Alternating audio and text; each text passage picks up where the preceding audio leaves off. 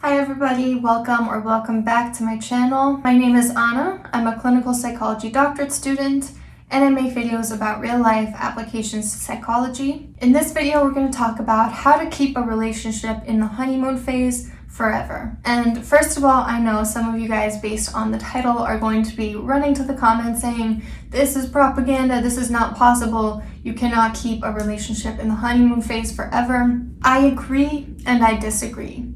I think that it's impossible to stay in certain aspects of the honeymoon phase with someone after years and years, like the idealization aspect of it, but you can draw out the honeymoon phase for much longer than average, which is about 6 months, and you can maintain certain aspects of the honeymoon phase forever.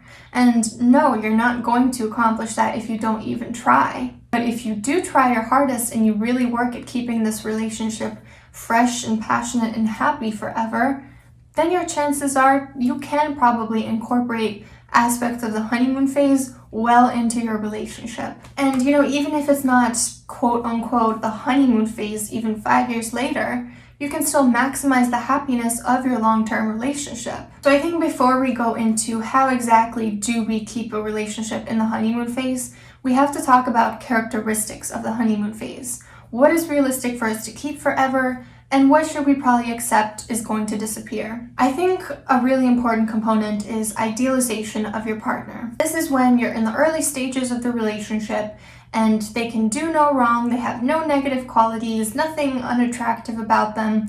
They're perfect human and perfect for you. This is something that helps two people bond in those early stages of a relationship and build a strong foundation that will last them for years. It's not realistic and not necessarily healthy that you will keep this outlook forever.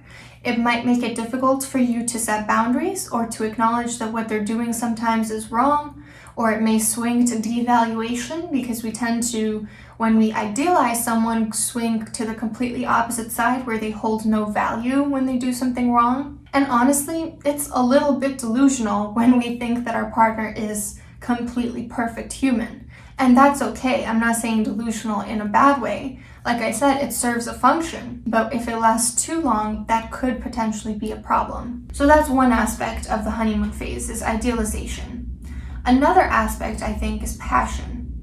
This is when you want to spend all your time with them, you feel a strong physical connection to them, you get butterflies around them, you get intense emotions because of them. It could be jealousy, infatuation, anger, happiness. You can and absolutely should try to keep passion in your relationship past the honeymoon phase. Without passion, the relationship turns into more of a friendship. And I've talked about this before, but that does tend to happen with long-term relationships. Once you spend a lot of time together, you know each other really well, you get comfortable. If the passion disintegrates, you become more like friends than anything else. And yeah, commitment might increase, so you might still feel bonded with them, but if passion decreases, that puts your relationship at risk of wandering eyes and dissatisfaction. Another aspect of the honeymoon phase is no arguments. In my experience, honeymoon phase usually ends right around the point when you have your first fight. So if you're fighting very early in the stages of your relationship or before you even got together, that's kind of a red flag, because relationships that aren't good in the very beginning hardly ever last long or last happily. And we've spoken about this before, how definitions of arguments vary from person to person based on culture, upbringing, the dynamics of their relationship. As you may already know, my definition is, verbal or physical aggression, yelling, not listening to each other, stonewalling, and so on. But it may be even healthier to have a lower threshold for what you consider fighting. Is it, the person speaking over you, taking small jabs, lack of empathy, and so on? This is an unpopular opinion, but I think that you can absolutely ensure that you have very few arguments in a relationship, if any. The notion that all couples fight is ridiculous to me. My partner and I, we don't fight, and it's not reasonable to expect that of other types of relationships. All teachers and students fight. All uncles and nephews fight. No, that's not an accurate generalization. It may be very common, but we should not simply accept it because it's common. We should be working to prevent it. Do you want to be like everybody with an average relationship, or do you want to have a great relationship? So, okay, we talked about the components of honeymoon phase: idealization, passion, and no fighting. How do you stay in the honeymoon phase for as long as possible, or incorporate aspects of the honeymoon phase throughout your relationship? So first, let's start with passion. How do you foster passion? I think some distance. My partner and I were in a long distance relationship for about 9 out of the 11 months that we were together before he moved to Chicago and we moved in together. And some people did ask us, oh, like, aren't you worried about that since you were away for so long? And I think when you know, you know. And you always instinctively know, even if sometimes you overlook or deny knowing whether someone is right for you. And I think that it helped us maintain that honeymoon phase for a very long time, being away from each other. Because the expression distance does make the heart grow fonder is true. When you're always grasping at someone and they're always just out of reach, it does rile up your passion for them. And that could be because of physical distance, because of circumstance, and it could also be because someone is playing you and manipulating you and always trying to play hard to get. If a couple is 24/7 together for the first few months of their relationship, they might think they're making the most of their honeymoon phase, but in reality, they're probably ending it prematurely. And I imagine a lot of couples ended the honeymoon phase early because of the quarantine, because they're spending much more time together and they're always in the same four walls. But it's important to remember that you can always place a little bit of distance between you and your partner. It doesn't have to be, running to the other side of the world. It could be keeping yourself busy with hobbies, not canceling alone days or girls' nights, going home to see your family, all this different stuff. Even when you are quarantining together, it is possible to have separate things that you do where you're not always focused on each other. And the reunion after a long day of not seeing each other is so much more excited, warm, passionate than the reunion after a day that you spent together. I think a lot of people would agree. Another tip for growing passion: don't get lazy. Always be trying to still woo or court or impress your partner. Breakups are never not a possibility, so it's important to not take it for granted that your partner is always going to be with you. You have to kind of maintain a little bit of that fear that they can always leave you, because the second you get complacent, it becomes a possibility. So how do you do this? You can continue to initiate dates. Even in the quarantine, there are ways to have romantic date nights. You can look good for them even if you've just quarantined together. Don't get lazy with hygiene or being well kempt simply because you're comfortable enough around them and you don't have anywhere else to go. Wear cologne or perfume. Don't stay in pajamas all day. Don't postpone brushing your teeth. Keep showering every day. Keep your home tidy as if you're still trying to impress someone coming over.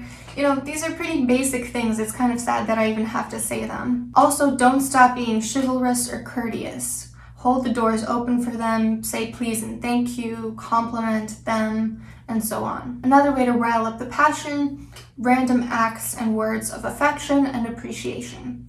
For example, get them flowers when you're at the supermarket, or say I love you and take your hand where we're just working together next to each other. Also try to switch things up at least once a day. For example, if you usually go watch TV right after dinner, suggest a board game one time. And also, don't stop making them laugh. I never realized how much my partner makes me laugh until I had a sore in my mouth and I couldn't laugh because of the horrible pain. And I was just in pain all the time because he was always making me laugh. Laughter is medicine.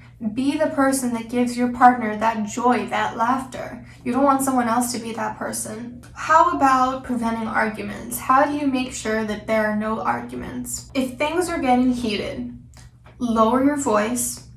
Physically lower your voice because you don't realize that your voice is getting louder and louder. Sugarcoat things. If you feel like you can and want to tell your partner the most blunt thing, rethink that. Because we think that we can get away with being a little more rude with people that we take for granted, that we think are not going to leave us. But ask yourself, would I speak this way to my boss? Would I speak this way to a person at the supermarket? If not, reconsider, reframe it, sugarcoat it, say it nicer, because if you take this person for granted, it's going to show. Also use a lot of I statements. I've talked about I statements all the time on this channel. Instead of saying, you always do this or you piss me off, say, I feel this way because of this thing that happened. Say, I need this from you, I need that from you. So I statements, very helpful. Physical touch, to remind them that you care about them. It's crucial if things are getting heated, just put a hand on them in a non-violent way, of course. Just remind them that you care about them through that affection. It gets all sorts of hormones going in their brain when they're reminded that you love them. And validate their point of view. Make it clear that you understand their perspective. Say, yeah, I completely understand. You're working really hard and I've been slacking with the dishes. So we talked about how to keep no arguments in your relationship, how to keep that passion. What about maintaining a little bit of that idealization? And we talked about in the intro how idealization, that's kind of the one that isn't really necessary to incorporate throughout your relationship past the honeymoon phase, but we should keep a little bit of it. So you can do this by boasting about your partner and their accomplishments and their positive qualities to others, also to them, always saying, you're so pretty, you work so hard, you're so good at what you do, and so on. Always keep a running list of green flags. If you've been here on my channel before, I recommend kind of keeping a running list of red flags. What is this person doing that doesn't sit right with you? But I think it's equally important, if you want to maintain this relationship, to also keep a list of the green flags. To say, what do I love about this person? What are they wonderful at? Because if you look at that list or you run through the list in your head and you realize how great they are, you're much more likely to idealize them. Also, verbally point out all the wonderful things that they do. Don't stop saying please and thank you. Every now and then, when you look over at them, especially now when you're quarantined together, just look over and think about how great they are, how cute they are. Tell them, say something nice to them, take their hand. And what about in order for them to idealize you? Don't stop working on self-improvement, don't stop growing, don't stop changing, don't stop taking care of yourself, both physically, mentally, emotionally, in the relationship. Don't stop working at it. This goes along with the fostering passion about don't get lazy, don't get complacent in your relationship. But here's the issue.